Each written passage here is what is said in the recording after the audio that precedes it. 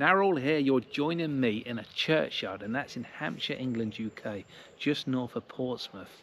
And I'm next to this war memorial, which is just one of thousands upon thousands up and down our green and pleasant land. And this has 33 names on it from the First World War. And I'm just have this burning question, and that is, are we just about to let these focal points of sacrifice become relics of the past? Moreover, are the names upon them just about to be disrespected in a massive way? And now we're in the age of the internet, I'm wondering what these names chiselled in stone might mean to you. Because on the 4th of July, the people of the UK have been given a choice. And some might consider this choice to be a forced dichotomy, and at its very best a forced trichotomy. But there does seem to be a creeping malaise, apathy amongst the silent majority across this land, and I'm thinking, well, if they truly do believe there's nothing worth voting for, these echoes I'm hearing, then we need to put something there that is worth voting. And I believe there to be a situation in place where we can already make that count, and that is, if you don't think there's something representing your values, then you can still spoil your ballot paper and honour these men. And I think that's the way forward. Don't get me wrong, I do get it.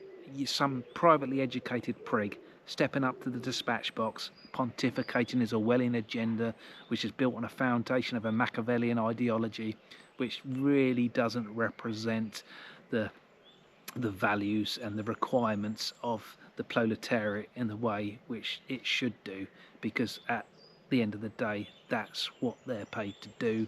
And there is a belief now that most of the people in there are all bought and paid for, and I think this, if it's going to change, then it's not going to do it by relying on somebody else. You have to do it, and one of the ways you can do it is by voting. And if you perceive there's nothing worth voting for, then you still go to the polling station and you spoil your ballot. You write none of the above across it, and this way that can offer a statistic that can be counted and pointed to at a later date. And I'm just thinking, if we went back in time and in a time machine to speak to these people written on this stone behind me, could we justify that we can't be bothered to walk up to the polling station to spoil our ballot paper when you're talking to somebody in a trench with trench foot with bullets flying over their head? And you know, and you've got to remember, all these men were birthed by women who didn't have epidurals or gas and air. They did it the hard way, and they had mangles and none of these easy life machines we have today. Can you go back in time, you ladies out there, look them in the eye and tell them that you can't be bothered to walk to the polling station to spoil your ballot paper? Well, if you're okay with that, then that's up to you, on your soul be it. But I think one of the things we could do to honour these men and women is to have a campaign of spoiling our ballot papers if you perceive there's nothing worth voting for. If you do think there's something worth voting for, then I would never suggest you change your vote. I'm talking to everybody who feels there's nothing worth voting for. Please spoil your ballot paper. Vote for none of the above. A vote you can trust. That's my suggestion.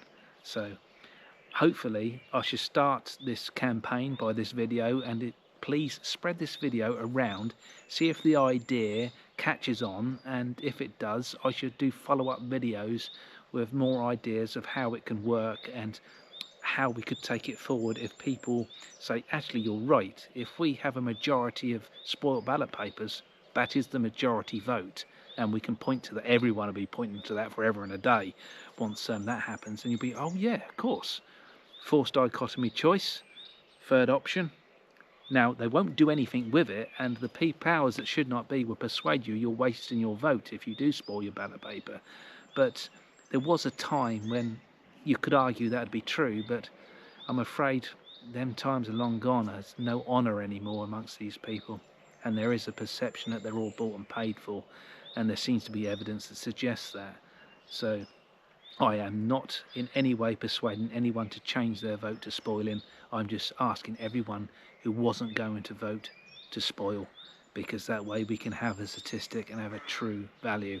And if I am in an echo chamber here and it's not true, that it's not the majority that feels that way, then I can sit down and shut up and not proceed with this idea.